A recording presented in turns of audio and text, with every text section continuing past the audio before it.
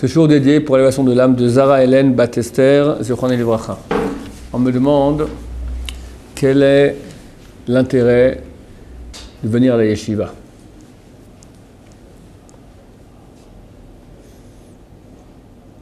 Je crois qu'il n'y a pas de chose meilleure qu'on puisse faire durant sa vie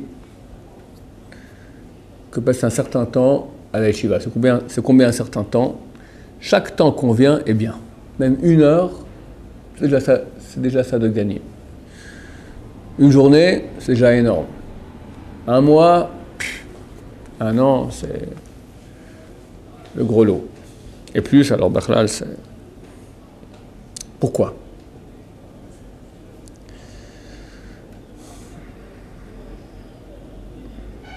Chaque juif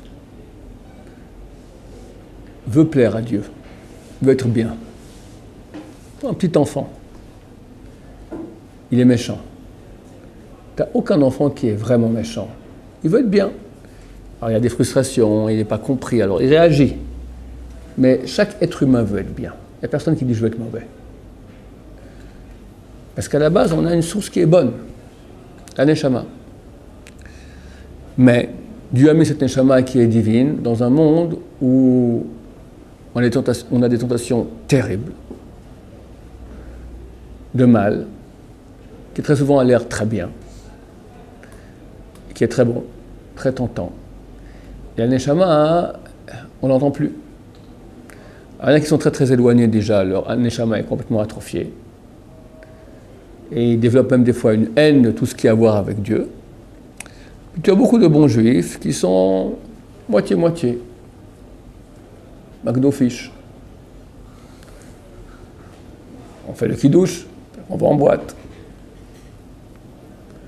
Enfin, le moitié-moitié classique de beaucoup de Français. Et puis, quelques-uns commencent à faire tchouva. Ils vont à des cours, ils commencent à se renforcer. Et ils rentrent dans une bataille très dure, parce qu'ils se rendent compte vraiment qu'il y a des choses mauvaises qui se passent. Ils sont tentés, et ils regrettent. Et ils remontent, et ils retombent, et ils remontent, et ils retombent. Ils n'arrivent pas à progresser. Aussi, oui, très très peu. Il y a une solution, et je ne connais pas d'autre solution. De permettre à la Neshama de se créer une armure de lumière suffisamment puissante pour lorsque, une fois qu'on sera de nouveau confronté à toutes ces tentations, on sera beaucoup plus solide et fort.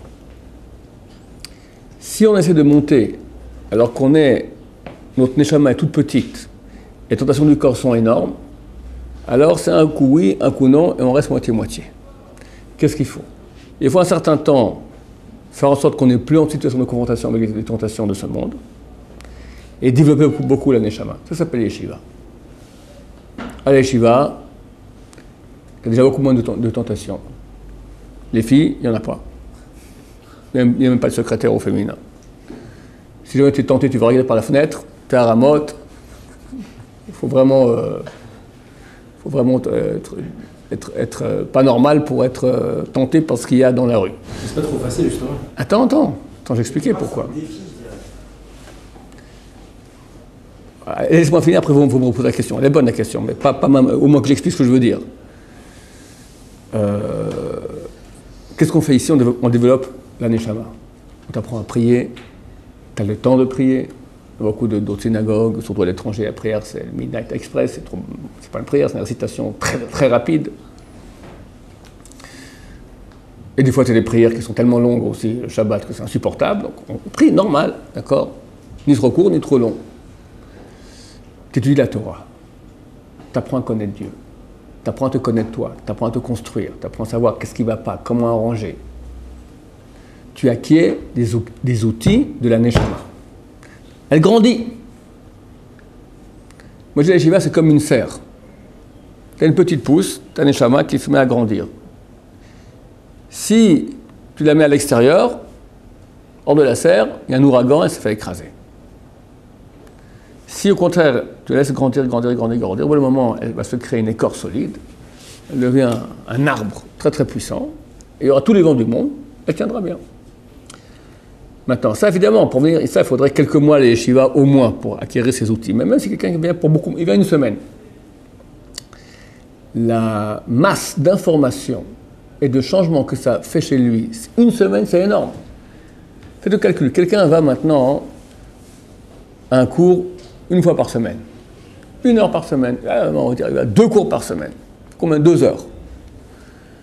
En une journée ici, vous faites au moins 8 heures d'études. C'est déjà un mois. Un rapport de 1 à 30.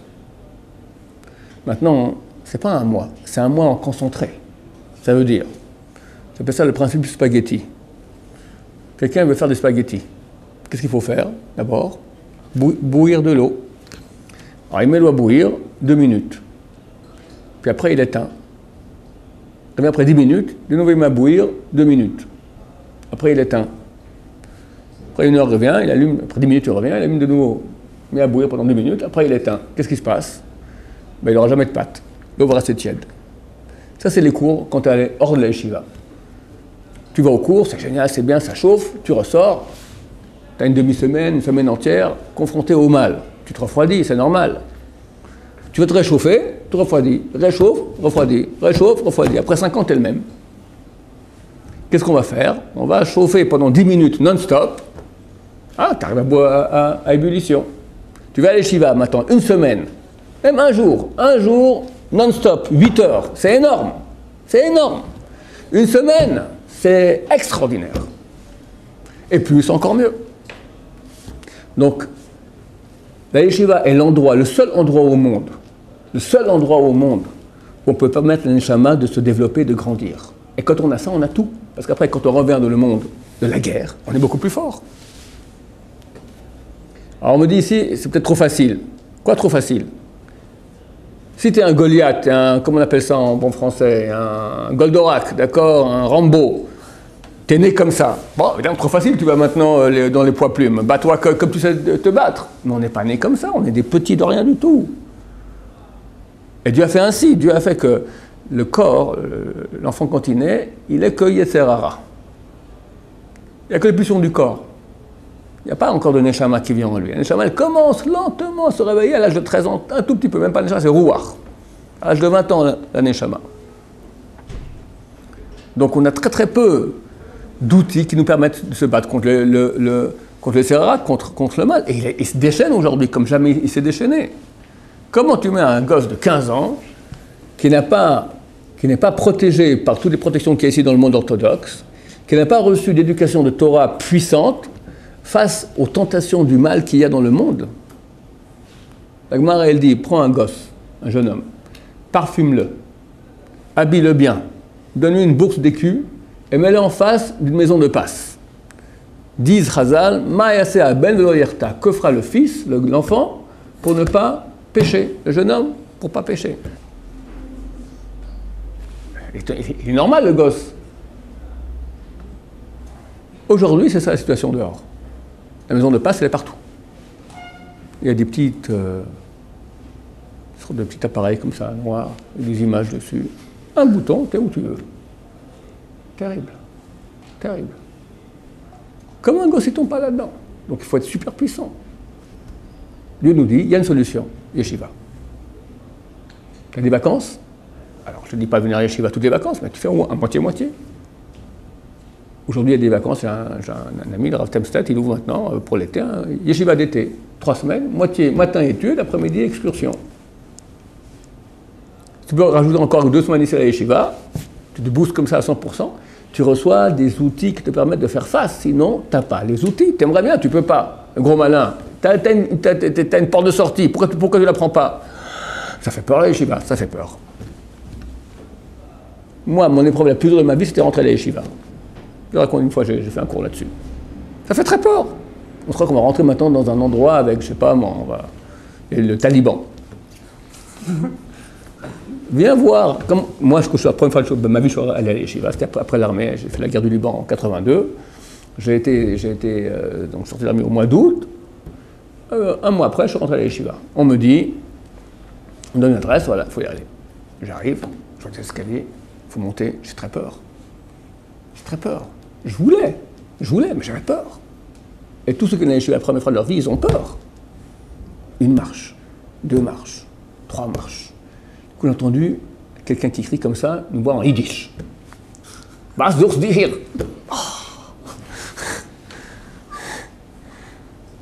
J'étais glacé sur place, demi-tour, je suis rentré. Après, je me suis dit, non mais ça va pas mon vieux. Il y a 3 mois, c'est la guerre du Liban. Tu étais au Liban, dans des régions infestées de commandos syriens. Tu as risqué ta peau sans cesse. Tu as tenu le coup. Là, tu es parmi tes frères à Jérusalem. Tu rentres dedans, tu te bouches le nez, 15 secondes, et tu ressors en courant. Mais rentre dedans, pas s'arrêter avant l'épreuve. Tu rentres dedans, si ça va pas, tu ressors. Je repars l'après-midi, et je remonte. Et je n'ai pas eu d'épreuve de ma vie plus dure. Chaque marche, il fallait monter des marches. Si un ascenseur soit plus intelligent, d'accord, il fallait monter des marches. Chaque marche, c'était des montagnes de peur, dans quoi je m'embarque. Pourquoi ça vient ça? C'est rara, il a peur, il sait que si on rentre là-dedans, il est fichu. Bah, au Hachem, c'est fini, je vais changer, je vais rester. Alors, je suis arrivé là-haut, j'ai vu un type normal, en jeans, qui fait un grand sourire. En bas, c'est une yeshiva de Hasidim en yiddish. En haut, c'est une yeshiva, à l'époque, je l'appelais normal, d'accord, de gens pour balai tchouva, sympathiques et souriants. Mais on a peur. Pour ça, les gens n'osent pas y aller. C'est la règle du jeu. Dieu a dit, j'ai mis devant toi la vie et la mort, choisis la vie. Mais on a un choix, il y a la mort aussi. La mort, c'est pas une tête de mort qui te dit, viens, avec la faux, d'accord, je vais te couper en 2. C'est, viens kiffer, viens t'éclater, c'est beau, c'est facile, c'est agréable. Ne réfléchis pas trop. L'essentiel, fais ce que tu as envie. Et là, on te dit, oh mon cher ami, tout ce qui est bon, faut pas. Tu vas maintenant, ton kiff, ça va être Dieu. C'est dur. C'est un vrai kiff. Celui qui commence à goûter, il aura droit aussi des choses, des plaisirs de ce monde-là. Mais comme il faut, bien, comme il se doit, qu'elles sont construites, il va kiffer beaucoup plus. Ça nécessite une construction, ça nécessite un effort. Donc il y a un choix.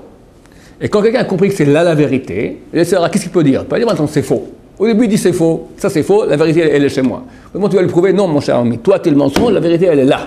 Ok, alors si la vérité, vas-y. On a peur de faire le pas. C'est comme ça, c'est vrai. Ça, personne ne peut faire le choix à la place de celui qui doit le faire. Et chaque être humain, en cela, c'est la raison pour laquelle il est venu dans ce monde. La raison pour laquelle il est venu dans ce monde, pour avoir ce type de choix et les réussir. Et personne ne peut le faire à notre place, il le fait à notre place. Si Dieu nous aide malgré nous, et nous met à la yeshiva de force, enfin pas de force, il nous prête, il nous catapulte, on y est. Alors qui aura le mérite? Dieu, pas nous.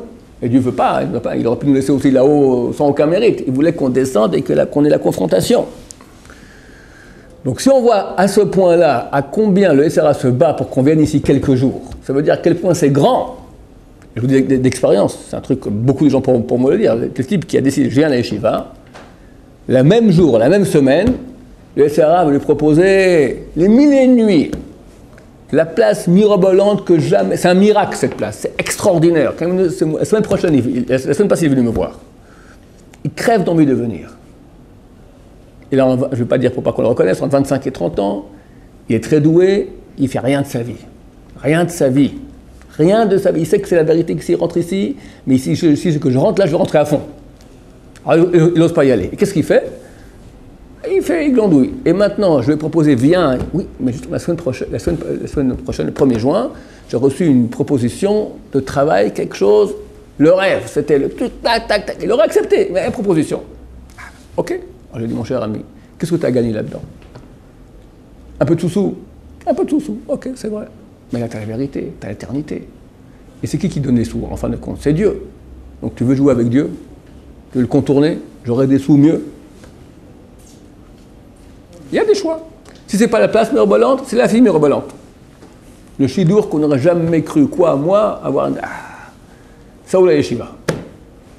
Le Yetzer Hara, il est le maître du monde, il va te proposer les meilleures choses, pourvu que tu quittes, que tu ne rentres pas à la yeshiva.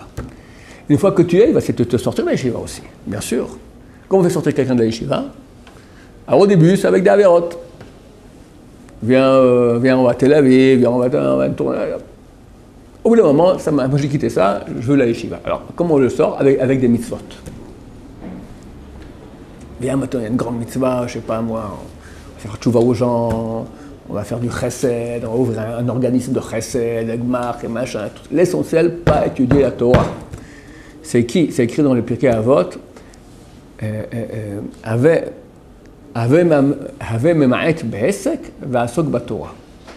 ne fais pas beaucoup d'affaires et affaire-toi à l'étude de Torah. Les gens comprennent le plat normal, c'est quoi? Ne fais pas des affaires, des sous-sous, de l'argent, mais étudie la Torah. Rabbi Shalom dit non, ça c'est pas du tout le pshat. Le pshat il dit ne fais pas des affaires de mitzvot. On va créer maintenant un centre médical gratuit pour les gens, on va créer une école pour aider la LIA de France, tout ça. Il y a beaucoup de grandes, ça manque pas des grandes mitzvot à faire. Pourquoi? Parce que ça passe bien après la plus grande mitzvah de laquelle tout dépend, l'étude de Torah. Ah, mais vous partez du principe que c'est automatique pour tout le monde, qu'à partir du moment où on a ouvert une certaine porte, alors c'est directement la yeshiva. Je comprends. C'est-à-dire, nous, on est là à la yeshiva, on a compris ça. Ouais. Mais certaines personnes ils ont peut-être besoin d'abord passer par la LIA ou passer par... Je n'ai pas dit ça, j'ai dit une fois, j'ai dit que bien sûr, il y a des étapes qui amènent à la yeshiva, c'est clair. Quelqu'un qui a fait tchouva, il est très très loin, tout coup il a compris que c'est la vérité, 2 jours après il est à la yeshiva, il ne va pas tenir le coup. Il faut une progression. Je parle d'autre chose maintenant, je parle de quelqu'un qui est dans la yeshiva. Il est arrivé, il y est. Le Sarah se bat encore. Qu'est-ce qu'il peut? Il lui dire, viens, j'ai une fille à te présenter. Il ne va pas lui dire ça. Qu'est-ce qu'il va lui dire? J'ai une mitzvah à te présenter. Une belle grande mitzvah. Une vraie grande mitzvah. Je l'ai raconté plusieurs fois.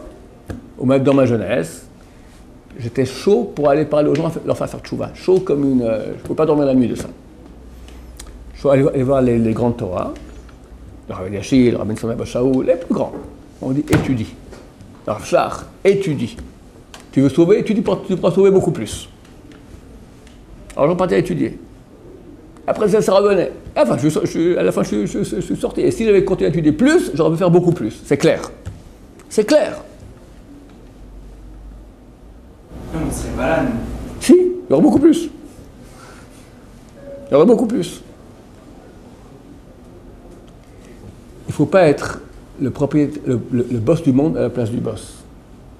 Dieu, il ne m'a pas dit maintenant, tu as la responsabilité que tous les francophones fassent tchouva. Pas du tout. Moi, je dois faire ce qu'on me demande. Le boss, c'est lui. S'il veut faire tchouva aux gens, il sait comment faire.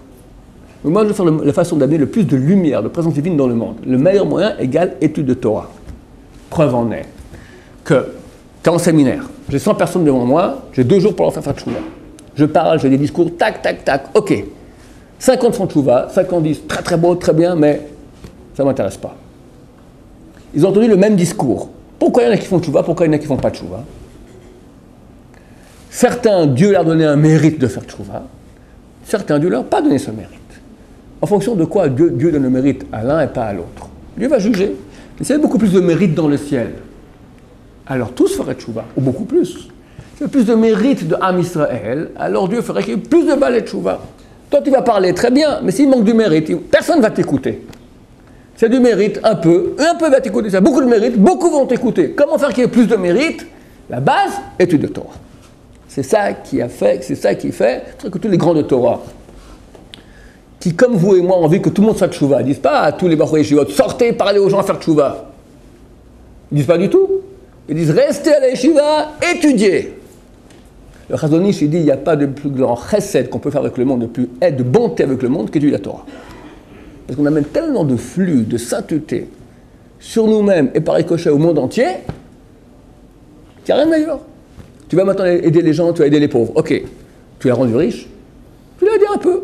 Mais Dieu peut faire qu'il n'y ait plus de pauvres, qu'il n'y ait plus de malades, qu'il n'y ait plus de tout ça. De quoi ça dépend? Ça dépend du flux de divinité qui vient dans le monde. Et le plus grand agrandisseur de ce flux égale étude de Torah. Les intentions trop bonnes peuvent être le fruit du Yetzirah. Absolument. On dit tous les soirs dans la prière de Harvit, Haser Satan milefanenu ou macharenu. Enlève le Satan de devant nous et de derrière nous. Devant nous, je vais faire une mitzvah. Il m'empêche. Derrière nous, c'est quoi? Il me pousse à faire une mitzvah. Mais pas au bon moment, pas dans la quantité qu'il faut, pas ce qu'il fallait faire. Très souvent.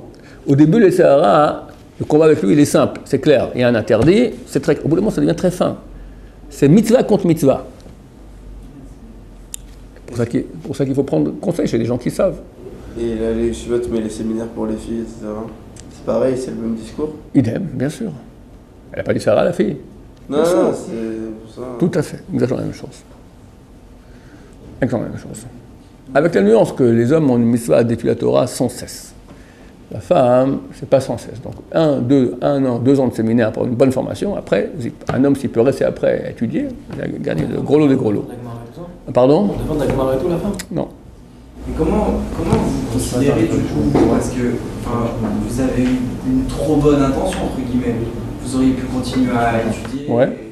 J'aurais étudié beaucoup plus, après je serais sorti, j'aurais fait beaucoup plus. C'est-à-dire que Dieu vous a choisi à Ouais. vous pour être un bras, entre guillemets, Ouais. un corps dans Voilà, sa spiritualité. j'aurais pu être une tête, je suis devenu un bras. C'est évident. C'est évident. On peut toujours faire plus, je Ouais. Je ne regrette pas. Hein. Bon, c'est vous montrer que je vais voir les grands et je dis, mais s'il n'y a personne, je dis au Rav Eliashiv, on m'a proposé donc un organisme de commencer à travailler en français, faire tout ça, et on aurait pu faire beaucoup.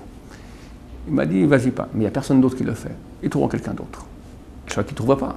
Il ne le trouverait pas. Il m'a dit, non, moi. Comment? Il s'en fout.